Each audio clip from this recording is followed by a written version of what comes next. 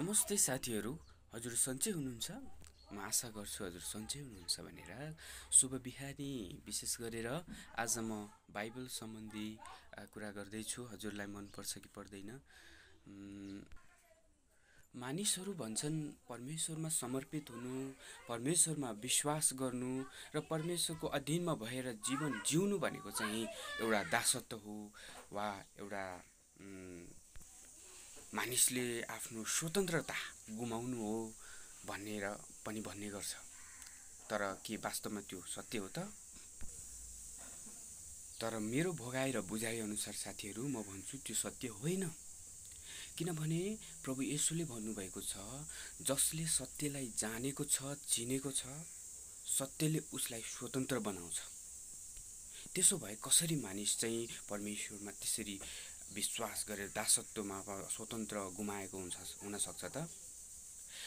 हेर्नुहोस्, म एउटै कुरा भन्छु हजुरलाई, मानिसले पापको क्रियाकलापमा सहभागी हुने बाहेक है, पापमा सहभागी हुने बाहेक अथवा पाप बाहेक अरू सबै कुरामा परमेश्वरमा स्वतन्त्रता छ।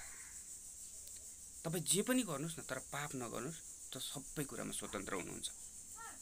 तर केवल पाप गर्न चाहिँ स्वतन्त्र होइन है।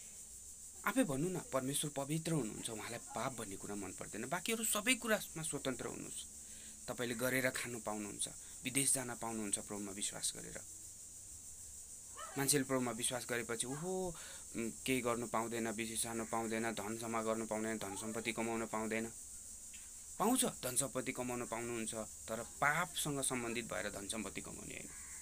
अरूलाई ठगेर, अरूलाई अब विदेश जाने कुराहरूमा तपाईँ जान पाउनुहुन्छ होइन। जे पनि स्वतन्त्र छ यही पृथ्वीमा पनि है, यो जीवनमा पनि, र सबै अरू बाँकी है जो प्रभुले दिनुहुन्छ आत्मिक जीवन, त्यसमा पनि स्वतन्त्र छँदैछ।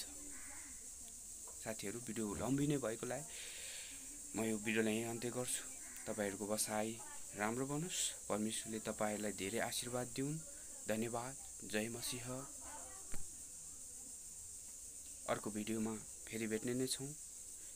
यो भिडियोलाई लाइक, कमेन्ट र सब्सक्राइब पनि गरिदिनु होला भन्ने अनुरोध गर्दै बिदा हुन्छु।